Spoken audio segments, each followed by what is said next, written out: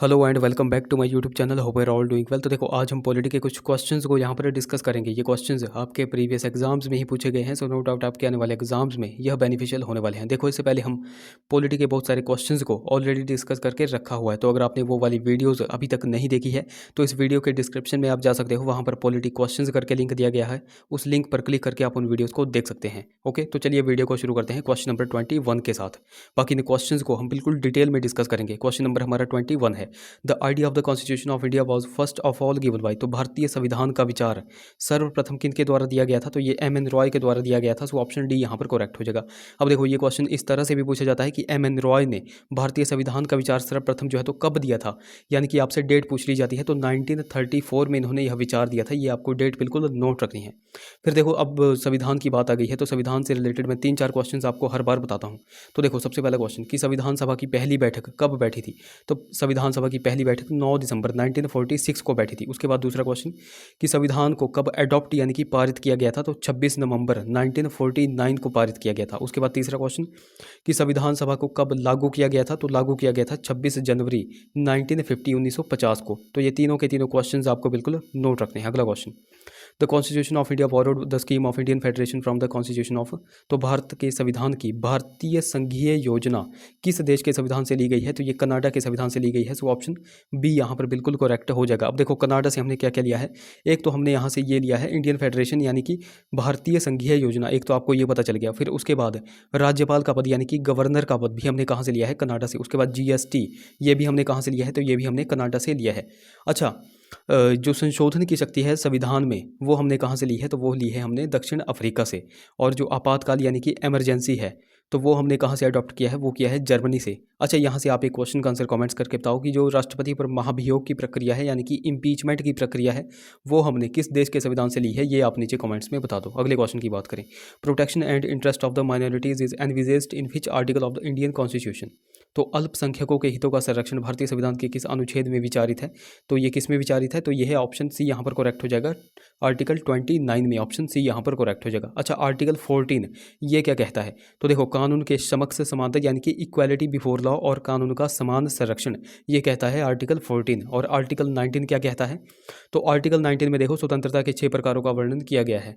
और आर्टिकल 32 क्या कहता है? इसमें जो है तो संवैधानिक उपचारों का अधिकार बताया गया है। देखो, आर्टिकल 32 बहुत ज़्यादा इंपॉर्टेंट है। इसमें 5 रिट्स का उल्लेख है और वो 5 रिट्स कौन कौन सी हैं मैं आपको हर बार बताता हूँ। देखो, सबसे पहली है हैबियस कॉर्पस, उसके बाद है मैंडमस, उसके बाद को वारंटो, उसके बाद प्रोहिबिशन और उसके बाद सर्जरी। तो ये पाँचों की पाँचों भी आपको बिल्कुल नोट रखनी है। अगले क्वेश्चन की बात करें, total number of members in a legislative council should not exceed that of a legislative assembly bye. तो विधान परिषद में सदस्यों की कुल संख्या विधानसभा के कितने से अधिक नहीं होनी चाहिए? तो 1/3 के अधिक नहीं होनी चाहिए। सो ऑप्शन ए यहाँ पर बिल्कुल करेक्ट हो जाएगा। देखो, ये बिल्कुल इंपॉर्टेंट क्वेश्चन है और ये आपको बिल्कुल नोट रखना है। अब देखो, विधानसभा की यहाँ पे बात की गई है यानी कि विधान परिषद की यहाँ पे बात की गई है। तो देखो, विधान परिषद की चर्चा जो है तो किस आर्टिकल में की गई है? तो विधान परिषद की चर्चा आर्टिकल 171 में की गई है। अच्छा, अगर आपसे पूछ लिया जाता कि विधानसभा की चर्चा किस आर्टिकल में की गई है? तो विधानसभा की गई है 170 यानी कि 170 आर्टिकल में। अच्छा, देखो, विधानसभा की यहाँ पे बात की गई है तो विधानसभा से 2-3 क्वेश्चंस मैं आपको बता देता हूँ। सबसे पहला क्वेश्चन कि विधानसभा में जो है तो अधिकतम सीटों की संख्या कितनी हो सकती है? तो अधिकतम हो सकती है 500 प्लस, यानी कि 500 अधिकतम हो सकती है। सबसे ज़्यादा कहाँ पर है? तो सबसे ज़्यादा है उत्तर प्रदेश में। अच्छा, दूसरा क्वेश्चन कि विधानसभा में मिनिमम सीटों की संख्या कितनी हो सकती है? तो मिनिमम हो सकती है 60 और हमारे हिमाचल में कितनी है? 68। अच्छा, देखो 60 है मिनिमम, तो विवाद कहाँ पर उत्पन्न होता है? एक्सेप्शन कहाँ पर है? तो देखो, सिक्किम में है, फिर गोवा में है और मिजोरम में है। सिक्किम में देखो, आप सभी को पता होगा कि 32 सीट्स हैं। तो ये भी पॉइंट्स आपको बिल्कुल नोट रखने हैं। अगला question, how many members of the Lok Sabha must support a motion of no confidence in the government before it can admitted by the speaker. तो स्पीकर द्वारा स्वीकार करने से पूर्व सरकार में अविश्वास का प्रस्ताव लोकसभा के कितने सदस्यों द्वारा समर्थित होना चाहिए? तो ये 50+ द्वारा समर्थित होना चाहिए, यानी कि हम कह सकते हैं ऑप्शन ए यहाँ पर बिल्कुल करेक्ट हो जाएगा। ऑप्शन ए बिल्कुल करेक्ट है। अब देखो, यहाँ पर क्या बात की गई है? यहाँ पर अविश्वास प्रस्ताव की बात की गई है, यानी कि नो कॉन्फिडेंस मोशन की यहाँ पे बात की गई है। अब देखो, क्वेश्चन किस तरह से आपसे पूछा जाता है और आपको कंफ्यूज कैसे किया जाता है वो मैं यहाँ पर आपको बता देता हूँ। क्वेश्चन आपसे पूछा जाएगा कि अविश्वास प्रस्ताव का उल्लेख भारतीय संविधान के किस आर्टिकल में किया गया है? किस आर्टिकल में किया गया है? तो देखो आपको बिल्कुल नोट रखना है कि किसी भी आर्टिकल में इसका उल्लेख नहीं किया गया है। ये आपको बिल्कुल पॉइंट नोट रखना है, ये क्वेश्चन पूछा गया था। फिर दूसरा क्वेश्चन पूछा जाता है कि अविश्वास प्रस्ताव किसके द्वारा लाया जाता है? तो देखो ये किसके द्वारा लाया जाता है? ये विपक्ष के द्वारा लाया जाता है। ये आपको पॉइंट बिल्कुल यहाँ से नोट रखना है, ओके, यानी कि अपोजिशन के द्वारा लाया जाता है। अगले क्वेश्चन की बात करें, the term of the Lok Sabha. तो लोकसभा का कार्यकाल क्या हो सकता है? तो एक बार में 1 वर्ष तक बढ़ाया जा सकता है। सो ऑप्शन सी यहाँ पर बिल्कुल करेक्ट हो जाएगा। अब देखो लोकसभा की बात की गई है तो ऑब्वियसली राज्यसभा की भी बात की जाएगी और संसद की भी बात की जाएगी। यहाँ से क्वेश्चन किस तरह से पूछे जाते हैं? देखो जो संसद है उसका वर्णन भारतीय संविधान के किस आर्टिकल में किया गया है? तो उसका वर्णन 79 आर्टिकल में किया गया है। राज्यसभा का वर्णन आर्टिकल 80 में किया गया है और लोकसभा का वर्णन आर्टिकल 81 में किया गया है। ये तीनों के तीनों आर्टिकल इंपॉर्टेंट है, ये आपको बिल्कुल नोट रखने हैं। अगले क्वेश्चन की बात करें, the union council of ministers consist of. तो केंद्रीय मंत्रिपरिषद में शामिल होते हैं cabinet minister, minister of state and deputy minister, यानी कि ऑप्शन सी यहाँ पर बिल्कुल करेक्ट हो जाएगा। अब देखो यहाँ से भी क्वेश्चन किस तरह से पूछा जाता है, ये जो यहाँ पर हो गई पूरी की पूरी केंद्रीय मंत्रिपरिषद, तो केंद्रीय मंत्रिपरिषद जो होती है तो उसका नेतृत्व कौन करता है? ये आपसे क्वेश्चन पूछा जाता है। तो इसका नेतृत्व करते हैं प्रधानमंत्री।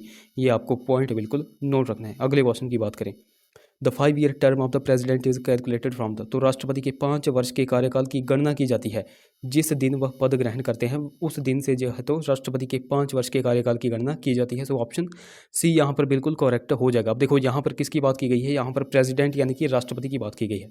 और राष्ट्रपति से मैं आपको हर बार 6-7 क्वेश्चंस बताता हूँ जो कि आर्टिकल इनसे इंपॉर्टेंट है, वो हर बार एग्जाम में पूछे जाते हैं। सबसे पहला आर्टिकल कि राष्ट्रपति की चर्चा किस आर्टिकल में की गई है? आर्टिकल 52। उसके बाद राष्ट्रपति पर महाभियोग की चर्चा यानी कि इम्पीचमेंट की चर्चा किस आर्टिकल में? आर्टिकल 61। उसके बाद राष्ट्रपति की क्षमादान की शक्ति किस आर्टिकल में इसका उल्लेख है? आर्टिकल 72। उसके बाद राष्ट्रपति की वीटो पावर्स का उल्लेख किस आर्टिकल में किया गया है? तो आर्टिकल 111 में।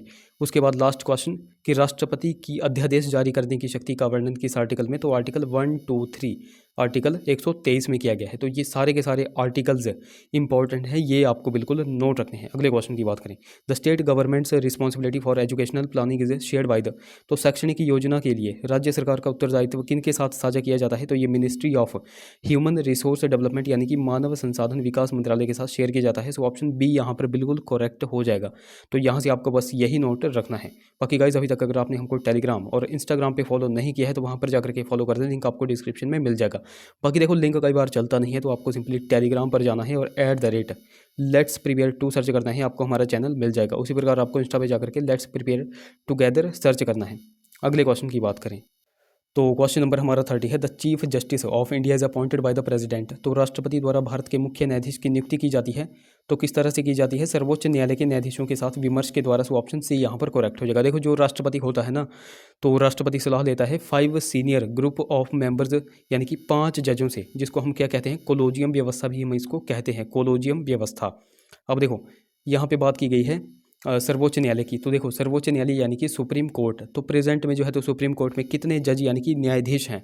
तो प्रेजेंट में है 34 और 34 में से 33 जो है तो जज हैं और एक जो है तो CJI यानी कि चीफ जस्टिस ऑफ इंडिया है। ये आपको पॉइंट बिल्कुल नोट रखना है। अगले क्वेश्चन की बात करें, अच्छा प्रेजेंट में जो हमारे CJI हैं वह कौन है? वो आप नीचे कमेंट्स में बता दो। Who is entitled to initiate a bill for constitutional amendments. तो संवैधानिक संशोधनों के लिए विधेयक प्रस्तुत करने के लिए कौन अधिकृत है? तो कौन अधिकृत है? तो ये है ऑप्शन डी, संसद का कोई भी सदन। ऑप्शन डी यहाँ पर बिल्कुल करेक्ट हो जाएगा।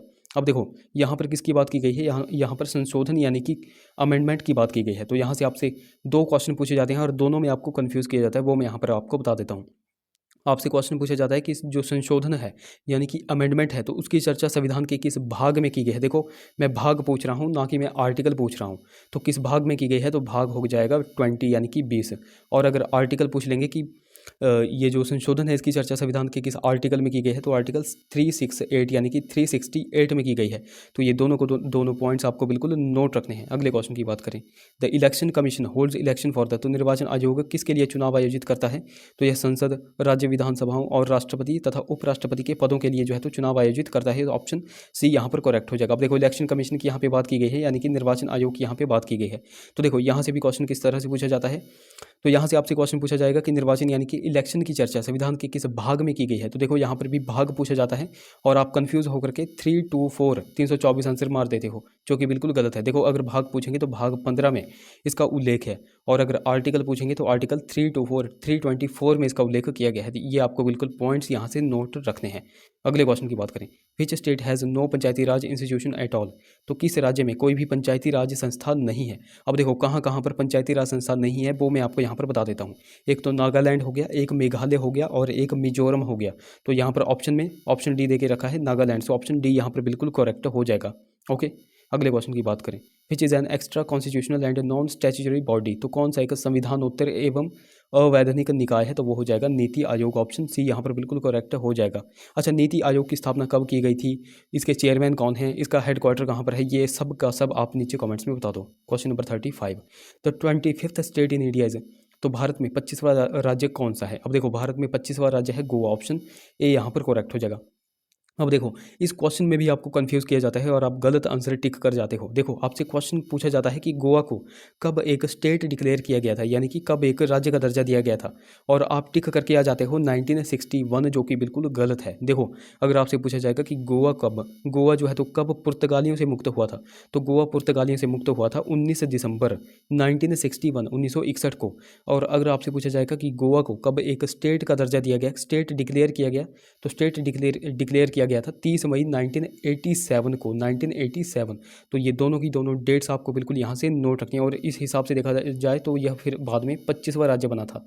ओके, तो ये सारे के सारे पॉइंट्स आपको नोट रखने हैं। अगला question, how many countries are the members of UN general assembly. तो संयुक्त राष्ट्र साधारण सभा के कितने देश सदस्य हैं, तो ये हैं 193। आपसे क्वेश्चन किस तरह से पूछा जाता है कि सबसे नया सदस्य इसमें कौन सा जुड़ा हुआ है, यानी कि सबसे नया देश कौन सा है जिसने यूएन जनरल असेंबली को ज्वाइन किया है, तो वो भी आपको नोट रखना है, वो है साउथ सूडान। कौन सा है, साउथ सूडान, यह एक देश है। ये आपको पॉइंट बिल्कुल नोट रखना है। अगले क्वेश्चन की बात करें, क्वेश्चन नंबर हमारा 37 है, the Indian military academy is located at. तो भारतीय सैन्य अकादमी कहाँ पर स्थित है, तो यह देहरादून में स्थित है, यानी कि उत्तराखंड में स्थित है। ऑप्शन ए यहाँ पर बिल्कुल करेक्ट हो जाएगा। अगले क्वेश्चन की बात करें, smoking in public places was prohibited nation wide from. तो सार्वजनिक स्थानों में धूम्रपान का राष्ट्रव्यापी निषेध जो है तो कब किया गया था, 2 अक्टूबर 2008 से। ऑप्शन बी यहाँ पर बिल्कुल करेक्ट हो जाएगा। अगले क्वेश्चन की बात करें, क्वेश्चन नंबर हमारा 39 है, which is not the philosophy of the constitution of India. तो निम्न में से कौन सा भारतीय संविधान का तत्व यानी कि दर्शन नहीं है, तो कौन सा नहीं है, तो यह है कम्युनिस्ट स्टेट। भारतीय संविधान का तत्व जो है तो दर्शन नहीं है, कम्युनिस्ट स्टेट। अच्छा, कम्युनिस्ट होता क्या है, यानी कि साम्यवादी होता क्या है। देखो साम्यवादी सरकार कहाँ पर है, ये मैं आपको बता देता हूँ। देखो साम्यवादी होता है, यानी कि आप मोटा मोटा तो याद करके रखो कि जिस कंट्री में एक ही पार्टी की सरकार रहे वो कम्युनिस्ट पार्टी कहलाती है। फॉर एग्जाम्पल के लिए आप चाइना कह सकते हो। ओके, चाइना आप कह सकते हो। अगले क्वेश्चन की बात करें, जो कि हमारा लास्ट क्वेश्चन है, the 8th schedule of the constitution deals with. तो भारतीय संविधान की 8वीं अनुसूची संबंधित है, तो यह क्षेत्रीय भाषाओं की सूची से संबंधित है। सो ऑप्शन ए यहाँ पर बिल्कुल करेक्ट हो जाएगा। अब देखो आपसे क्वेश्चन पूछा जाता है कि जो 8वीं अनुसूची है, तो 8वीं अनुसूची में टोटल कितनी भाषाएं हैं, तो टोटल हैं 22 भाषाएं। कितनी हैं, 22। फिर आपसे क्वेश्चन पूछा जाता है कि जो मूल संविधान था, तो मूल संविधान में कितनी भाषाएं उल्लेखित थी, तो मूल संविधान में कितनी थी, तो वो थी 14। ये आपको पॉइंट्स बिल्कुल यहाँ से नोट रखने हैं। तो देखो गाइस, ये थे हमारे कुछ क्वेश्चंस। आई होप वीडियो आपको इन्फॉर्मेटिव लगी होगी। अगर वीडियो अच्छी लगी है तो जरूर से इसे लाइक करें, शेयर करें, चैनल को सब्सक्राइब करें, साथ में बेल आइकन को जरूर दबाएं। तो चलिए मिलते हैं अब अगली वीडियो में। Till then take care.